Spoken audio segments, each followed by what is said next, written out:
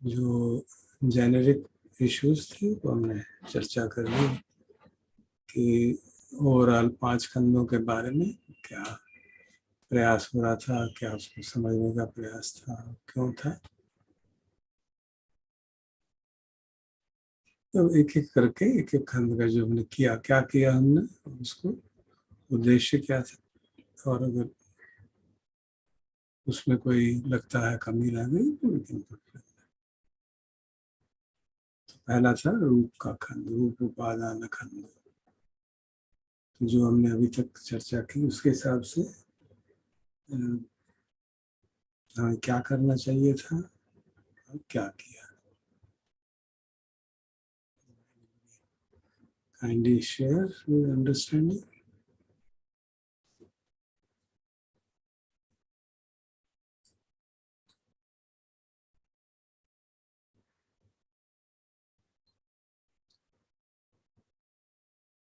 जो हमने 7 आयाम बताए उसके हिसाब से रूप पे क्या करना चाहिए, और हमने किया क्या, क्या हमने वो किया या नहीं किया।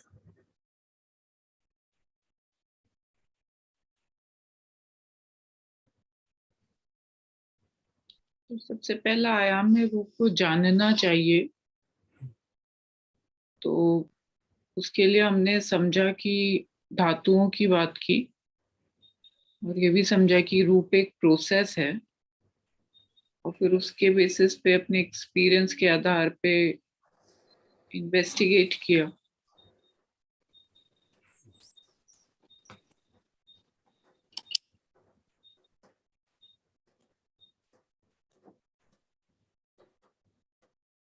तो जो 4 आयाम थे जानने के लिए, पहला तो ये था कि जानना चाहिए।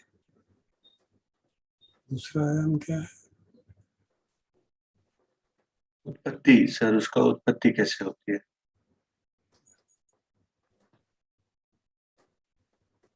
तो आहार से रूप की उत्पत्ति होती है।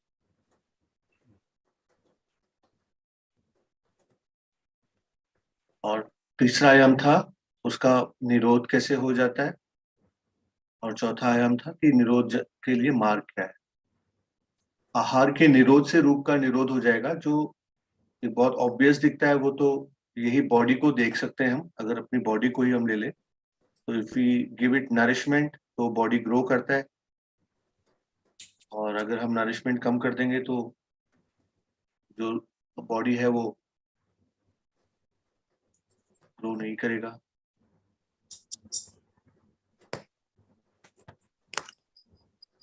ये था हमारा 70 70।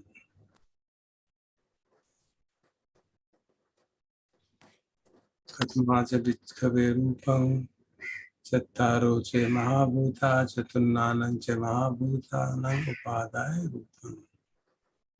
ये जो सेंटेंस है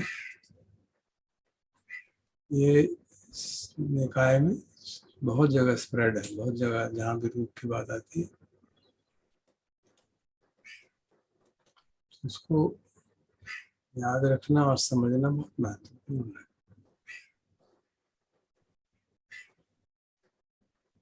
तो ये रूप, इसको रूप कहते हैं। इदम विच्यति बुद्धवे रूपं। देन इट वाज आहार, क्रिप्टिक फ्रेज, आहार समुदया रूप समुदयो। आहार की उत्पत्ति से रूप की, भौतिक पदार्थ की उत्पत्ति। आहार निरोधा रूप निरोधो। एंड देन अयमेव रिवठन्निकं रूप निरोधगामिनी घटिका। ये पहले 4 आयाम थे। इससे हम क्या समझे हैं? 4 महाभूत और उससे जो डिराइव्ड चीजें हैं जो उनसे उत्पन्न होती हैं उसे भौतिक पदार्थ कहते हैं। क्या ये हमारे को, does it gel with us? I'm really understanding it. Can somebody kindly explain?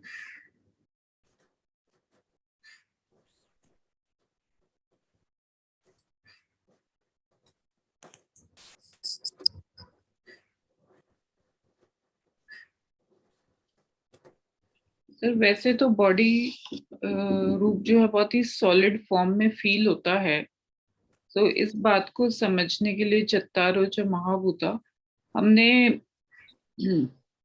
जो इन चार महाभूतों का जो एक्सपीरियंस है उसके बेसिस पे समझने की कोशिश करी। और जैसे कि भारीपन, बॉडी में भारीपन या हल्कापन, फिर जो एयर का फ्लो है, लिक्विड्स का फ्लो है, ये चार महाभूत इस प्रकार से समझे। अब यूं तो समझ में आता है जब इस तरीके से चर्चा करते हैं, पर क्या वो डे टू डे में कितना उतरा है वो तो नहीं हुआ है, मेरे लिए तो नहीं हुआ है, but basically that is how we had discussed and practised. What did we practice? If you can somebody explain, किया क्या हमने?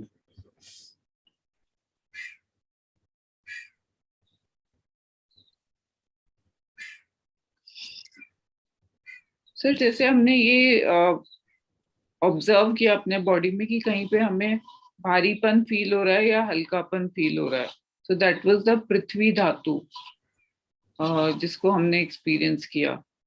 फिर इस तरीके से कहीं पे जो लिक्विड्स जो हैं बॉडी के, तो उसके बारे में बात करी, and you know to the extent one can feel that and so on.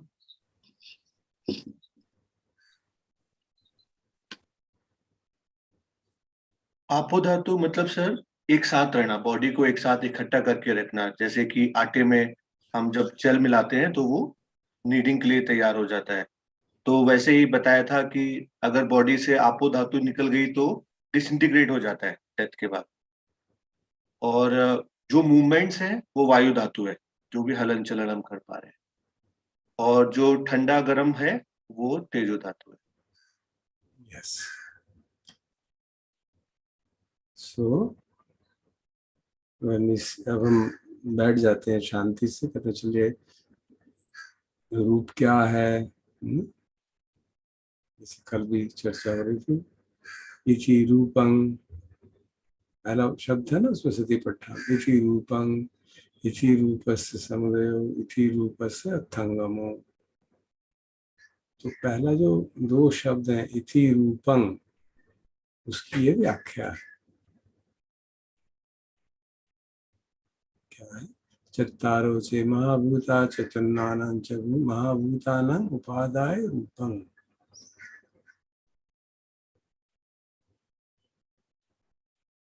तो इसका अनुभव, बिल्कुल स्पष्ट अनुभव कब होता है? जब हम बैठ गए और हमने कहा चलो ठीक है, अब हम देखते हैं शरीर क्या है। कैसे देखेंगे? अनुभव करेंगे।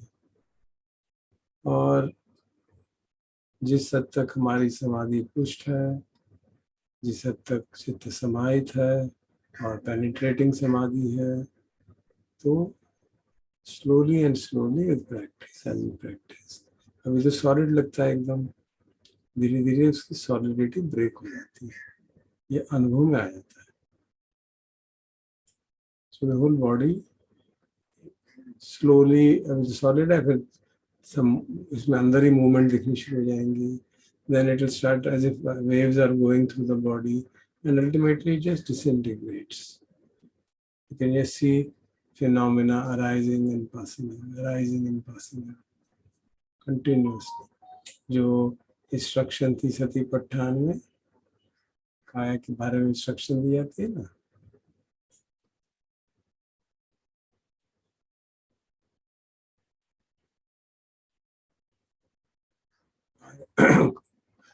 काया काया अनुपस्थिति विहरति, उसके आगे जो भी कहा जाता है आनापान वगैरह छोड़ देते हैं। जो फाइनल इंस्ट्रक्शंस वो ये हैं कि समुदय धम्मानुपस्थिवा विहरति कायस्मिन् विहरति, वय धम्मानुपस्थिवा कायस्मिन् विहरति, समुदय वय धम्मानुपस्थिवा। सो ये जो प्रैक्टिस है ये करना है। तो जब हम इसको देखते हैं, इस तरह से हम देख रहे हैं, तो यहाँ पे तो कोई इंस्ट्रक्शन नहीं दी गई ना, करना क्या है। यहाँ पर ये समझाया गया कि इस तरह से बना हुआ है। तो क्या करना है, वो सतिपट्ठान में इंस्ट्रक्शन दी गई है कि अब आप बैठ जाइए और देखिए अपनी काया को, और आपको बता दिया कि कहाँ तक आपको देखना है, ये बता दिया यावदेव ज्ञानम होता है बड़ी। So you are told what to do. स्क्रिप्टिक फ्रेज है पश्यति।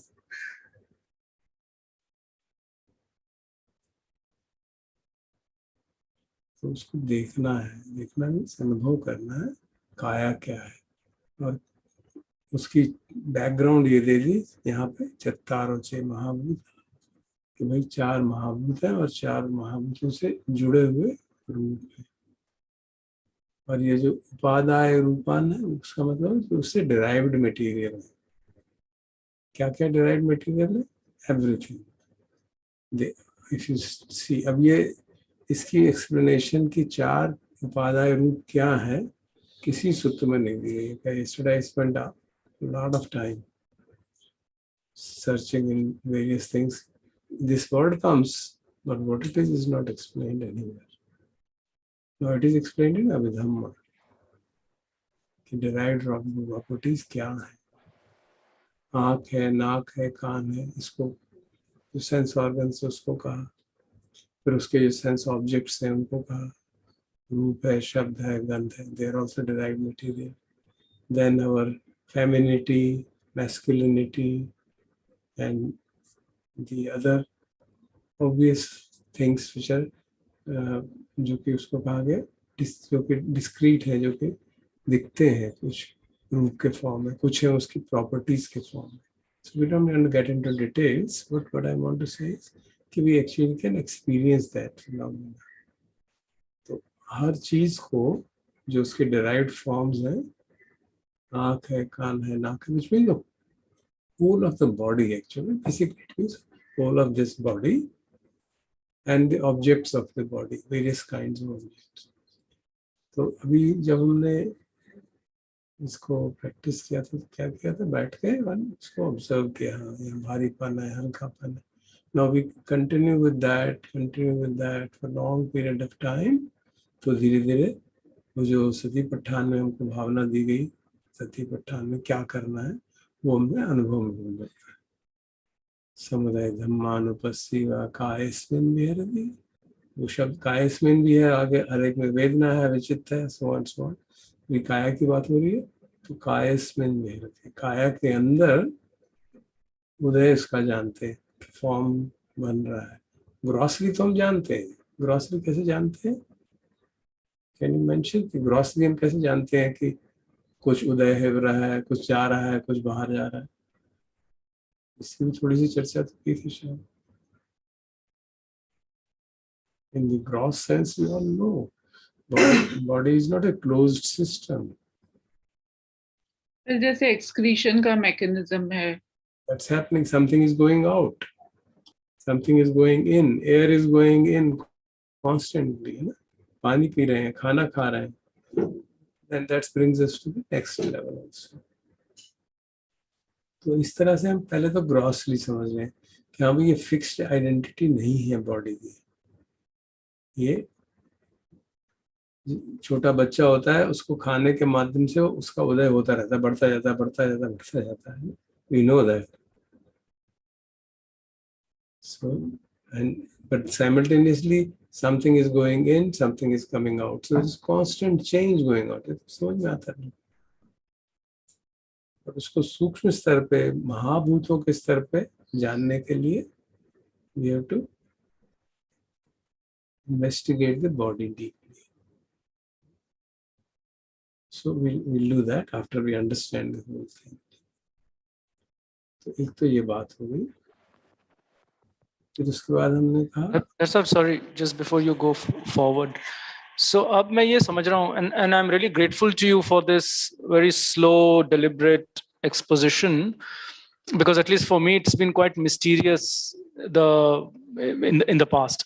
Now I'm understanding कि actually हमें ये जो रूप है उसको instead of form कहने के we should try and understand it in terms of भौतिक पदार्थ या material phenomena. Now for me that already changes things considerably, because अब आप ये कह रहे हैं कि ना केवल gross body as we understand it, but जो आपने ये translation किया है ना, उन चारों से उत्पन्न भौतिक पदार्थ. So should we now understand कि यही investigation extend करना है हमें apart from one's own gross body to what you're calling the objects of the body. इसको please clarify कर दीजिए before we go forward. ये बात बनते जी उसमें सती पठान में स्पष्ट आती है, हर जगह पे करना है. इति अज्यत संगवा कायेषु कायानुपस्थिति बहिर्दावा कायेषु कायानुपस्थिति, एंड सेम थिंग फॉर वेदना एंड सो ऑन. तो क्यों काय की बात कर रहे हैं, जस्ट स्पीडिंग दैट आउट कि ये हम अपने भीतर भी देख रहे हैं, अपनी काया को भी समझ रहे हैं, और बाहर वाले की काया, बाहर के जो ऑब्जेक्ट्स हैं जिसमें टेस्ट स्मेल जो खा रहे हैं पी रहे हैं, everything is in one sense an object. तो उसको भी उस हिसाब से चार महाभूतों के स्तर पर समझ रहे हैं. अभी हमारी उतनी कैपेबिलिटी नहीं है कि बाहर को भी हम तोड़ तोड़ के देख पाए. अभी पहले अपने को देख पाए तो वो स्पष्ट हो जाता है. So therefore we focus within ourselves and presume कि भाई जैसे मेरा शरीर है वैसे ही बाकियों का भी शरीर होगा. That's a reasonably well good prediction presumption कि जैसे मेरा शरीर टूट टूट के बन रहा है और देख रहा हूँ कि मैं सिर्फ ultimately there just phenomena arising passing away and they're just disappearing and somehow arising, पता नहीं कैसे हो रहा है, disappearing हो रही, वो that we can actually experience and practice should be up to that level.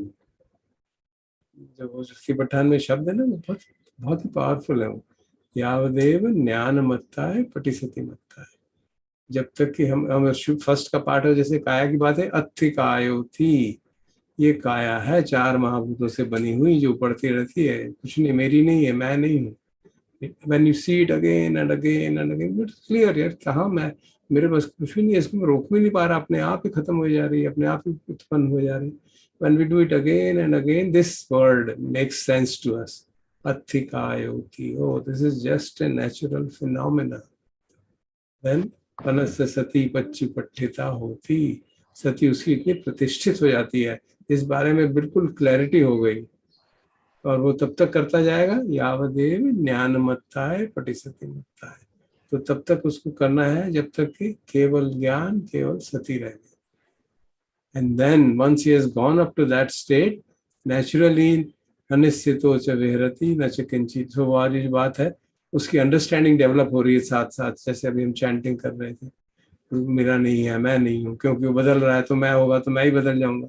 So that all that thought process is assumed to have been understood, and then when you actually see that, then हाँ बिल्कुल ठीक बात है, सत्य है, यही सत्य है कि केवल प्रकृति का एक अंग है. It's a part of nature which arises, passes away according to laws of nature. There is nothing in it which is me, mine, or myself. And that's the formation which leaves us from freedom from rupa. तो वो जो भावना है, जो करना है, वो उससे clear हो जाता है, इन दोनों को जोड़ने से क्लियर हो जाता है. Right, so that I get. मेरी लेकिन अब ये समझ है कि आपने और not आपने, but how you are now presenting it, this भौतिक पदार्थ business refers to something much wider, है ना? उस दिन आपने commentary दी थी जब डॉक्टर साहब ने कुछ कहा था, and in response to that you'd made a commentary. So now I'm really trying to, for myself and hopefully for others, now clarify कि ये जो भौतिक पदार्थ है, इसका दायरा जो हम अब तक, या कम से कम जो मैं अब तक समझता आया हूँ, उससे काफी वाइड है. फेयर इनफ, अभी मैं in terms of actual application उसको इतना wide ना खींचूं, that's okay pragmatically, but at the level of understanding, अगर भौतिक पदार्थ का दायरा is beyond what you just now described in terms of the other person's body, because that still is limited to like I'm assuming one aspect of bhautik padarth, then maybe I would request you to clarify that ताकि दायरा साफ हो जाए. फिर हमारी क्षमता के अनुसार हम जितना कर सकते हैं. That's okay. That's more a pragmatic aspect. Does that make sense, Dharsam? बिल्कुल. मैं थोड़ा वो restrain कर जाता हूँ. एक्चुअली अभिधम्म के हिसाब से मैटर के 28 फॉर्म्स ऑफ मैटर है। जो मटेरियल फिनोमिना के जो डिस्कशन आता है, पहले तो आगे 4 महाभूत, वो तो हम समझते हैं, फिर आगे जो 5 सेंसिटिव फिनोमिना है, आँख, नाक, कान and so on, sense base, आयतन, फिर उनके ऑब्जेक्ट्स, तो रूप, गंध, संग, शब्द, taste, tangibility, all this is basically material phenomena. Doctor साहब के प्रश्न के उत्तर में मैंने हिंट किया था उसको। Then the gender identity, femininity, these are specific things we are absolutely different for. Then the heart base, जो हृदय वस्तु जिसे कहा जाता है, which is supposed to be the base for thoughts. Then जीवित इंद्रिय, life faculty, and the nutritional phenomena, जो nutriment है, they are all objects in that sense.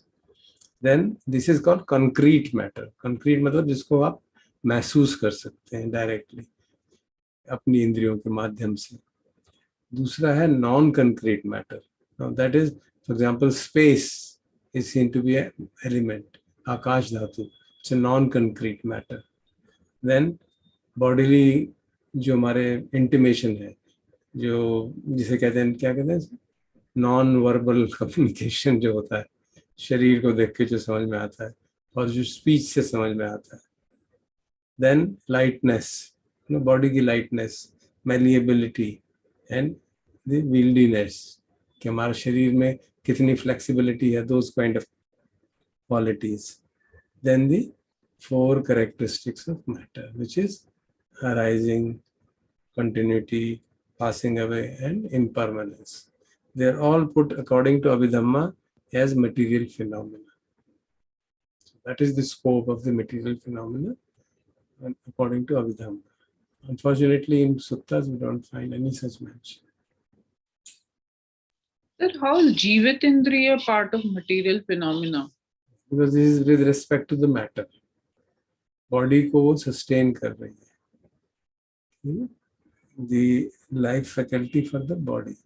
Because if that is not there, the body will just fall apart. उस sense में इसको इसमें रखा गया है. There's you can call it as a mental factor, कई जगह कहा जाता है, उस सेंस में भी कह सकते हैं. But bodily life faculty and mental life faculty को differentiate किया गया है, which is quite astounding considering the fact कि अब जाके हमें पता चला है कि एक प्राणी जो है वो ब्रेन डेड हो सकता है बट अलाइव हो सकता है. आपने सुना होगा ये. At that time they could identify these physical life faculty and the other life faculty. What's the term for the mental life faculty? Actually जीवित इंद्रिया ही यूज किया जाता है, उसमें ब्रैकेट में डाल देते हैं बॉडीली और मेंटल. काया जीवित इंद्रिया, डिफरेंट प्लेसेस पे डिफरेंट वर्ड यूज किया गया. And then we are saying कि ये 36 you said, no? हाँ, कितने हैं ये? 36 you said. 28. So 28 one has to know for oneself and Bahidha also. No, these things are, I mean, in this detail तो almost बहुत ही मुश्किल हो जाएगा हमारे लिए. But we can grossly know. Ultimately तो उसको we can break it up into 4 महाभूतास. That's what we experience. ये derived है ना उससे, इसलिए कहो चत्तारोचे महाभूतों को महाभूति इसलिए कहा कि वो they are the basic building block. बाकी सब तो उससे derived हो गया. इस तरह से जुड़ गया तो ये बन गया, इस तरह से जुड़ गया तो ये बन गया, इस तरह से जुड़ा तो आँख बन गई, इस तरह से जुड़ा तो नाक बन गई, इस तरह से जुड़ा तो रूप बन गया, फॉर्म आ गई, अपीयरेंस आ गई, इस तरह से जुड़ा तो मैस्कुलिनिटी हो गई, इस तरह से जुड़ा तो फेमिनिटी हो गई, those kind of things. But they are all supposed to be combinations of 4. So हमारी साधना का जो लक्ष्य होता है कि हम तोड़ के उसको अल्टीमेटली 4 महाभूत देते हैं. So when you really penetrate into the body, nose, ear, nine, was nothing is there. It's all just phenomena arising, passing away. You can't distinguish कि नाक कहाँ है. Actually अनुभव में नहीं मालूम पड़ता. अनुभव में सिर्फ यही मालूम पड़ता है कि उदय वय हो रहा है और कुछ नहीं. So you can see this is a क्या कहते हैं उसको conventional way of putting this. There are conventions. So you can actually experience that. वो सारे इसीलिए उनको महाभूत कहा कि ये इसके आधार पे सारा मैटर इसी के आधार पे बनाया गया. इसलिए ये वर्ड है ना, ये जो I searched and I found this sentence at so many suttas, numerous suttas, but nowhere is it explained what is this upadaya rupa. बहुत सुत्तों में आता है रूप की, जहाँ भी चर्चा आती है this will be the definition, standard definition, चत्तारो से महाभूता चतुर्नानं च महाभूतानां उपादाय रूप. Now it's your guess, what is that? And you can see it from the practice point of view that yeah, चार महाभूत important. Ultimately उनके भी कलाप हो जाते हैं, तो you just see phenomena arising, passing, and that is our main aim, because once we see phenomena, it body has phenomena arising, and हमारे को वो बात समझ में आती है कि obviously ये मैं नहीं हूँ, मेरा नहीं है, and then that attachment to the body, identity with the body will hopefully fall. That is the main objective. तो ये 28 चीजें हैं, they are kind of from the point of view of scholastic understanding. Right. So ये भौतिक पदार्थ की ये definition है, ये 28 है ना? So now you had once also said that, for example, I think that was Dr. Saab's point originally about a month ago.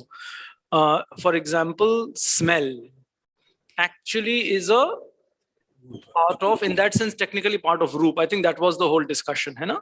So then sight, then और क्या होता है? Taste, yeah, touch, and then that's sorry, but you extended to thought also. I'm just trying to complete the understanding so that later on one is not left wondering कि यार ये मुझे पता ही नहीं था, and so forth. So how does that work? And then, in a practice sense, we extend the same disintegration, for example, to sight. No, okay. Five senses, 5 physical senses and their objects.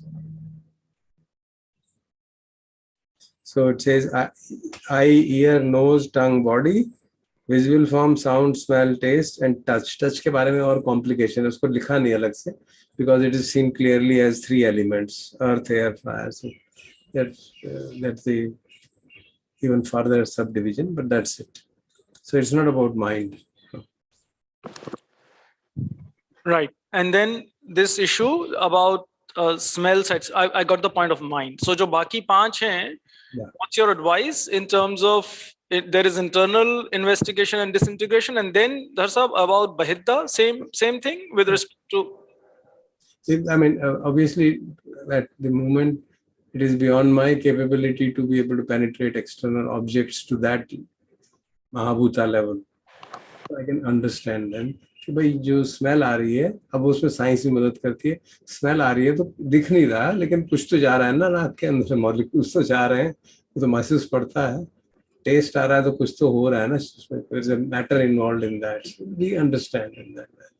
उससे ज्यादा अगर हम कर पाए तो of course we get completely liberated, because the world will appear to be as just 4 महाभूत, सारा संसार वैसे दिखे तो then nothing will be able to hold us. If you can see form, smell, taste, touch as arising, passing away, as molecules arising, passing away, or as 4 Mahabhutas themselves, obviously there will be nothing which will hold us. तो अभी हम क्या कर रहे हैं, उसको test को अलग करके, टच को अलग करके, and we are putting it through the sense ayatanas, and then understanding through Vedana, understanding through the Sankhara, understanding through Sanya. वो उसको उस अंडरस्टैंडिंग को और वाइडन करने के लिए उसको अलग अलग रूप में देख रहे हैं. तो हम उसको इस तरह से रूप की फॉर्म में देख के उस रूप का जो असर पड़ रहा है उसको हम समझ रहे हैं, क्योंकि अल्टीमेटली तो असर हम पे जो पड़ रहा है वो महत्वपूर्ण है. ये हम जो सुत्तों में इस तरह से किया गया कि उसको अलग अलग करके उसके जो इंद्रिय और विषय का जो इंटरेक्शन हो रहा है उसको समझ लिया. जैसे तो उसमें था कि जो कल हमने किया आयतन पब्बम में उसमें बाकी सारी चीजें हटा दी, इति चक्षुंच पजानाति रूपे च पजानाति तंच उभयम परिच्छ संयोजनम ते पजा, बिकॉज वो संयोजन दुख का कारण है ना, बाकी क्या है, वेदना होती रहे। तो ये आंख को जानता है, रूप को जानता है, और उन दोनों के आधार पर जो संयोजन बनता है उसको जानता है, बिकॉज वो हमारे बंधन का कारण है। तो उसमें वो फोकस कर दिया, जबकि बाकी सूत्र में उसको डिटेल में बताया गया कि वेदना जागी संज्ञा के कारण, और फिर प्रतिक्रिया हुई, फिर संखार जागा, एंड सो ऑन, तृष्णा जागी, जो भी आप शब्द इस्तेमाल करें। So these are various ways of putting it. Okay, so inferentially हम इस महाभूत कॉन्स्टिट्यूशन को ऑब्जेक्ट्स को एक्सटेंड कर देते हैं, this is how I understand it. But in क्या कहेंगे आप, in practice sense what we limit investigation to is one's own physical body, number one, और number two फिर जैसे आप बता रहे हैं कि when the objects contact the sense basis, फिर उससे उत्पन्न होने वाले phenomena को, that's how I'm now understanding. Perfect. That is the Suttantic version of the whole thing. इस तरह से प्रैक्टिस करना संभव है, सामान्य लोगों के लिए इस तरह से प्रैक्टिस करना संभव है, हमारे जैसे। And so this is also reiterating कि बहुत सारी प्रैक्टिस इन्फ्रेंस बेस्ड भी है। जैसे बहिद्धा के लिए हम सेल्फ तो एक्सपीरियंस नहीं कर सकते, but we are observing what's happening in the environment और उससे इन्फ्रेंस ड्रॉ कर रहे हैं और इनसाइट आएगी वहां से। This is the view held by many scholars. I have seen it. Most of, in fact, not most of them, hold this view that Bahida means outside, looking at other. And it's quite evident because it is very helpful to us in our day-to-day life. That's the point. After all, this is for that purpose, ताकि हमारे दैनिक जीवन में दुख कम हो। यही तो उद्देश्य है हमारा, कि अगर हम बाहर का, मान लीजिए, you must have seen it many times if you're mindful. And many times we were sitting in meetings and I would see कि ये जो बोल रहा है ना, ये नाराज होता है, शक्ल उसकी बता रही है कि नाराज होकर बोल रहा है, बोल जो है वो, जो उसका परसेप्शन है, it is tinged with anger. So now it is up to me to put him down or to be compassionate. बोलने दो, don't take those comments of his to heart, and then the response is different. If I don't notice that, then the response will be, क्या बकवास कर रहा है, this is totally wrong, and this and that and that. So it affects the whole interaction with the people, with the world. Observing externally is so important. हमारे दुख को कम करने का मुख्य उद्देश्य तो वही है ना, जो फिनोमेना हमको इतना दुख दे सकता था अगर हम माइंडफुल ना होते, अब हमको पॉजिटिविटी क्रिएट कर, उसके प्रति कंपैशन आता है। चलो कह दो इसको, ओके विल थिंक अबाउट, आपके विचार भी हम विचार करेंगे, खत्म हो गई बात। Otherwise you reiterate, you put your defense and get into arguments and all kinds of things. So it has great practicality actually. Because body language जो है, जिसको देखने से, कोई हमारे एक मित्र थे, वो जब भी गुस्से में होते थे उनका शरीर लाल हो जाता था, चेहरा, तो पता चल जाता, सिग्नल आ गया भाई, he is getting angry and he was much senior to me. ठीक है, सुन लो, आराम से सुन लो, and then sir will think about it. Just absolutely diffuse हो गई था. So they're very simple things which help us. Because all said and done, everything we are doing is for that purpose. कि हमारा दुख कम हो day to day life में, और ultimately all kind, उसकी सटलेस्ट फॉर्म ऑफ दुख है वो भी कम हो। जो रूप के प्रति चिपका है, क्वाइट सटल, तो उसको हम किस तरह से कम कर पाए। Okay, so let's stop. If there are any questions, we can take them. कोई डाउट्स हो, कुछ प्रश्न उठे हो इस धर्म चर्चा से, we can try to respond to those questions. अगर किसी के मन में कोई प्रश्न हो तो आप लोग पूछ सकते हैं। और मैं सर अभी ये डेटा थोड़ा एसिमिलेट कर रहा हूँ, मेरे को थोड़ा टाइम लग रहा है, व्हाट इज हैपनिंग, काफी इंफॉर्मेशन आ रहा है। So what I want to think is कि फिलहाल आप जो रूप है वो चार महाभूतों से ही मिलकर बने, दैट्स इट। Yeah. बिकॉज बहुत सारे डेटा आ रहे हैं। uh, आपने कुछ बोला कि आप अविधम में 22 प्रकार के हैं, and so many data is coming now, Yeah. But ये सब उसी से मिलकर ही बने, इन चारों से ही मिलकर। बेसिकली आप उसको सिंप्लीफाई कर सकते हैं कि जो मैटर है, वट एवर इज ऑब्जेक्ट्स है, मैटर है, वो चार महाभूतों से बना हुआ है और उसकी बहुत सारी करेक्टरिस्टिक्स हैं। और जो करेक्टरिस्टिक्स हैं उनको हम, जैसे स्मेल, टेस्ट वगैरह, उनको हम सेपरेटली वेदना के द्वार के माध्यम से समझ रहे हैं। तो इसलिए रूप के अंदर हमारा मतलब है ओवरऑल एग्रीगेट जो है, ऑब्जेक्ट जो है, whatever of material entity और material phenomena, that is what we mean by रूप। ठीक है सर। दैट सर एक आपने फिर ये चार महाभूत के बाद आकाश का भी नाम लिया, क्या इसको भी हम शामिल कर लेते हैं? एक्चुअली आकाश एक्सपीरियंस में नहीं आता, that is the problem. You can't experience Akash, it doesn't produce any feeling other than if you contemplate on a mind level and other things.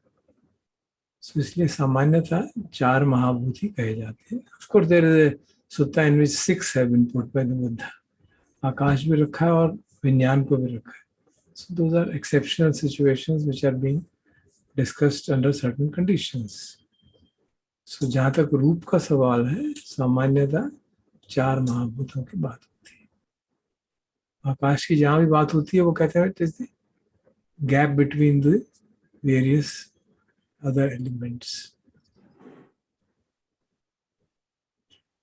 जैसे वो भगवान को, राहुल को समझाते हैं आकाश क्या है, नाक के अंदर जो जगह है, खाली जगह है, पेट में खाली जगह है, गले में खाली जगह। So that's what it means. He tries to explain to Rahul कि जो एम्प्टी है, जिसमें कोई टेंजिबल मैटर नहीं है, उसे आकाश कहा। वो नेसेसरी है ताकि जो हम मैटर है उसके बाकी जो एग्रीगेट्स हैं, जो उसके कॉन्स्टिट्यूएंट्स हैं, उनको keep them apart in some sense. Modern science में भी कहा जाता है कि अगर you take the classical notion of matter, the whole of majority of it is empty space. Electron, proton, neutron are occupying a very small space. Right. So sense में आप समझ सकते हैं इसको। या एक्चुअली वो हम टेम्पटेड हैं सर, साइंस का इतना पढ़ा हुआ है कि उधर टेम्पटेड हो जा रहे हैं। और जब भी आप फॉर्म या रूप बोलते हैं, मेरे दिमाग में हमेशा कुछ ऐसा चीज आती है जो इसमें द्रव्यमान हो, जिसमें मास हो।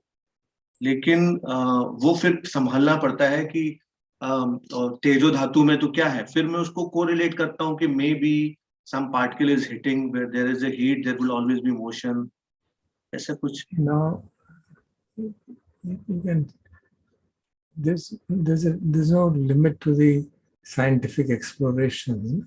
साइंस के अंदर काफी चेंजेस हो गए हैं मैटर की अंडरस्टैंडिंग के। मास अब एनर्जी के बराबर बन गया। Yes yes. तो मास क्या है, एनर्जी क्या है, ये क्या पाना मुश्किल है।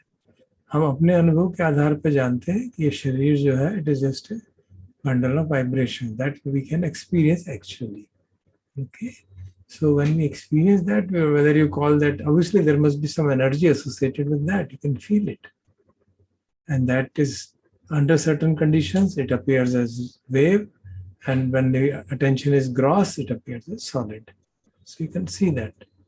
तो जो वेव और पार्टिकल की डुअलिटी है वो आपके अनुभव में आ जाती है कि जब मेरी सती बहुत प्रतिष्ठित थी, बहुत समाधि का अभ्यास किया, तो ये सारा शरीर जो है बिल्कुल वेव्स की तरह दिखा मुझे, और अब जो है वो सती कम हो गई, समाधि कम हो गई, तो वो सॉलिड लगता है। तो उसका जो अल्टीमेट ट्रुथ है वो वही आता है कि जस्ट एनर्जी फ्लोइंग और द चार महाभूत flowing which are basically experience. क्योंकि जब डिस्क्रिप्शन दिया जाता है अभिधम्म में, वो मैटर का experience, we are always defining our experience. How does matter come into our experience? We are not giving a ontological fact जैसे साइंस देती है, matter is build up of electron proton neutron, उनको जोड़ दो तो ये बन जाएगा। ऐसा हम नहीं कह रहे हैं। हम कह रहे हैं हमारे जो अनुभव होता है मैटर के साथ वो इस तरह के होते हैं। ये चार तरह के, भारीपन, हल्कापन, गर्मी, सर्दी, मूवमेंट और सिकुड़न और या फैलाव, जो भी आप कह सकते हैं। और इस तरह के अनुभव ही हमारे सारे बाकी जितने अनुभव है इनका मिश्रण है। ऐसे हम अनुभव के आधार पर उसको एनालिसिस कर रहे हैं। ठीक है सर। तो आकाश को हम मानते तो हैं कि आकाश एग्जिस्ट करता है, लेकिन महाभूत नहीं है, राइट? इतना बोलेंगे हम। It is a it is not a mahabhut in this abhidhamic sense. It is one of the non-concrete matter, and we can understand non-concrete matter. Non-concrete मतलब जो कि grasp नहीं हो सकता, ऑब्जेक्ट नहीं है. It is the kind of a property. Non-experiential matter बोले sir? You can say that non-experiential also. Experience को क्या मतलब है वो हमको सर थोड़ा डाउट हो जाता है। तो जो अभिधमिक टर्म है वो बहुत प्रिसाइज बनाई गई है, इसीलिए non concrete and concrete, which means which has a concrete meaning, which solid है, सॉलिडिटी है, जो आप अनुभव कर सकते हैं। वो है जो आप उस सेंस में, जिस सेंस में बॉडी को अनुभव करते हैं, उसको उस सेंस में नहीं कर सकते। ओके।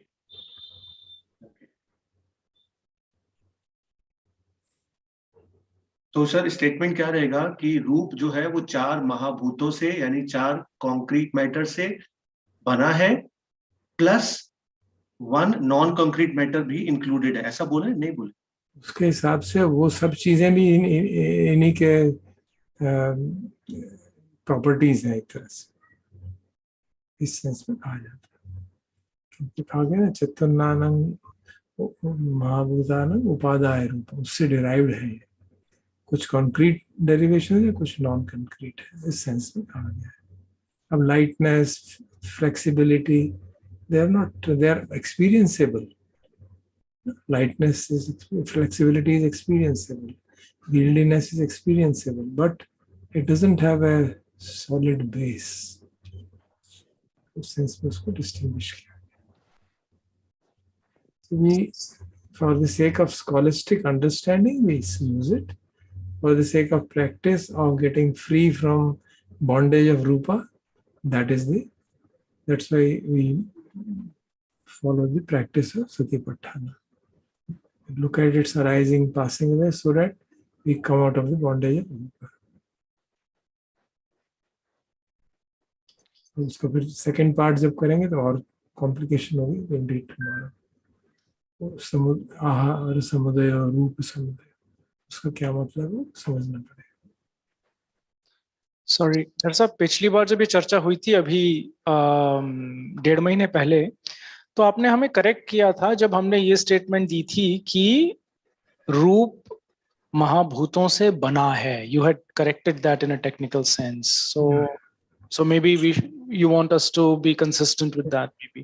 Yeah, एक्चुअली दिक्कत भाषा की बड़ी प्रॉब्लम है। सो फिजिकली हमको लगता है कि आँख है, नाक है, कान है ना, तो इसलिए वो इस तरह की भाषा इस्तेमाल हो जाती है। तो even in Abhidhammic books they use those kind of language, but they say when you use this language it means what is experienced by us. So you say there is I, there's at a gross level it is a visible object. At a rupa, external object, at a gross level it is visible. At the ultimate level it is built up of, so there is a conventional description and an ultimate description. So उस तरह से समझने में भाषा में सहूलियत हो जाती है। So how would you frame it in ultimate terms? That the experience of all objects is actually earth, air, fire, water. Lightness, heaviness, heat, temperature, cold, heat, hot, cold, the movement. So you actually mean that the experience of all experience is in the nature of earth. Yeah, on the nature of heaviness, lightness, or movement, non-movement, or heat or cold, or expansion, contraction. I mean, I'm using a simple manner for water because water element is quite tough to experience. So Correct. So I'm just- strictly, sorry, please go on. Sorry. Yeah. So I'm just making some concession. Right. So strictly speaking, The world is made up of these experiences. and the experiences are only in the nature of how one would experience earth, water, fire, whatever is the fourth one. Yeah. तो Water. Sir तो mind भी आ गया फिर अगर मैं experience बात कर रही हूँ तो माइंड की भी आ गई हाँ, वो तो that is at this moment we are taking as an instrument. We are treating that as an instrument of experience. That we are not discussing. We are discussing the objects of experience. Okay? तो ये हमारी limitation है ना, जब चीजें आपस में घुसी हुई हो उनको अलग करना मुश्किल हो जाता है ना.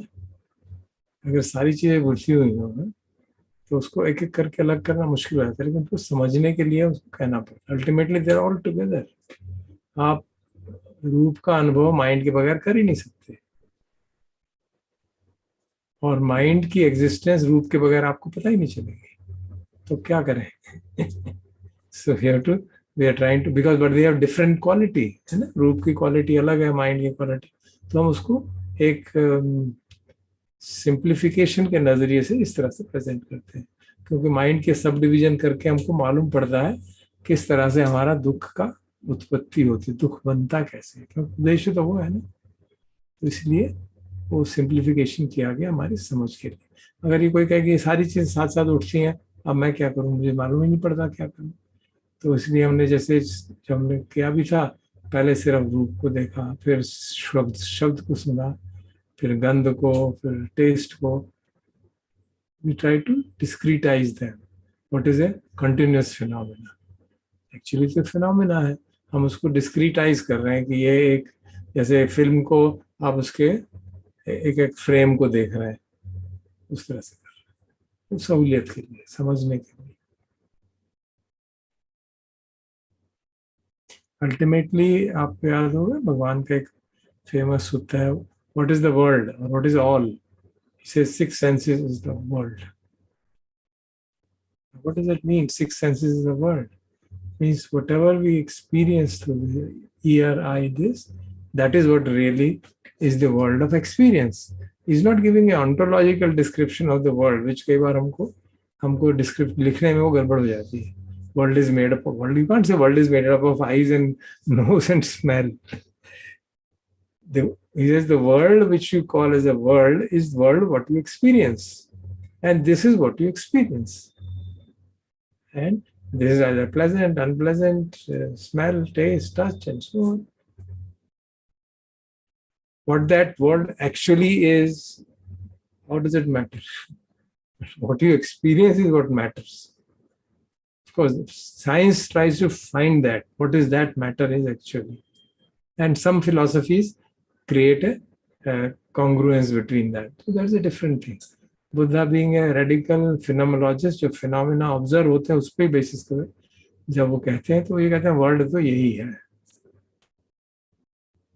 तो इसलिए हमको उस संदर्भ में उसको उस बात को याद रखते हुए we mean by object the objects of experience as we experience them.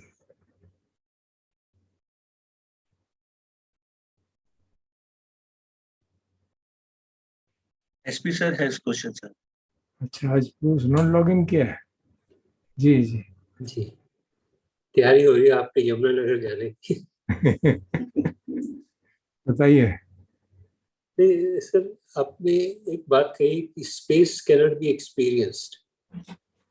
I think space के बिना भी तो, for example, we can't move without space. Yeah, of course. Isn't that part of the experience in some sense? The when we, for example, many people will say you can see space. I would request you to reflect on that. What do we see? ये बहुत problem हो रहा है कि देख नहीं पा रहे हैं. नहीं, आप स्पेस के कारण कोई वेदना नहीं होती. That is true. That's the issue. No, So Vedna, you all, don't. let me put it kindly.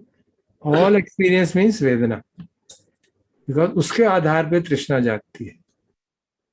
अगर कोई चीज ऐसी है जिसके कारण कोई वेदना नहीं जागती, गुड, वेरी गुड. अगर सारा वर्ल्ड ही ऐसा होता तो हमारी प्रॉब्लम ही नहीं थी. For example, if you are put in a cramped space, then Vedna does arise.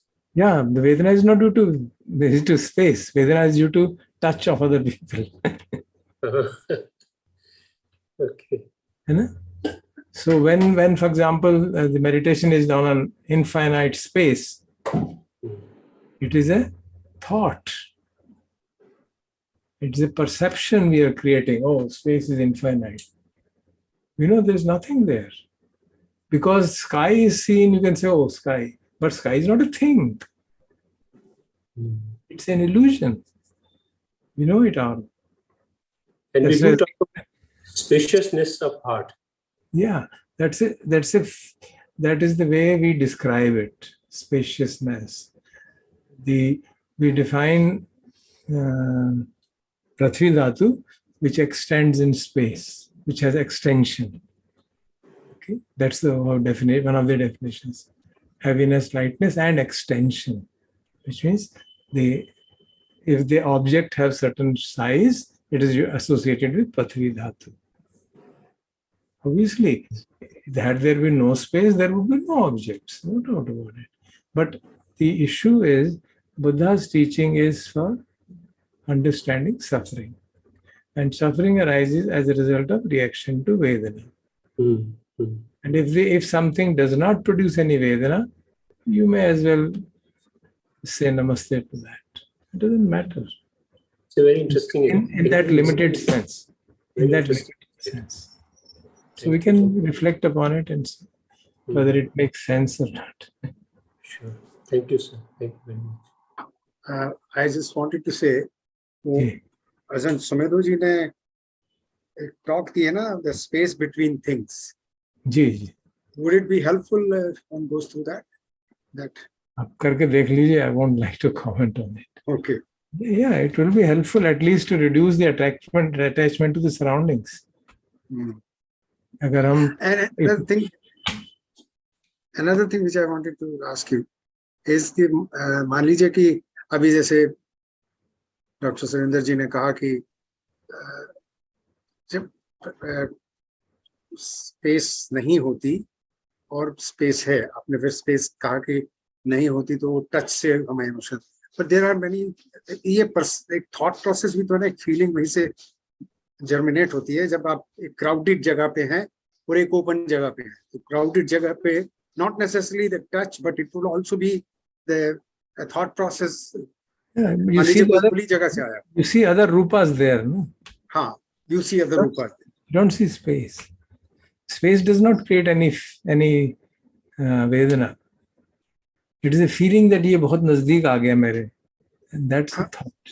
That is a thought. मान लीजिए एक ओपन स्पेस से मैंने फ्लाई किया और मैं एक बहुत क्राउडेड स्पेस में लैंड किया, तो वहां जो मेरी फीलिंग जनरेट होगी वो स्पेस के, वो आप ये देखिए क्या वो स्पेस के कारण हो रही है. Just think of it. Just reflect on it. Is it being generated because of space or because of crowd?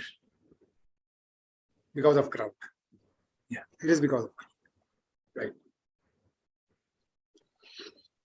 Conditioning also part of it.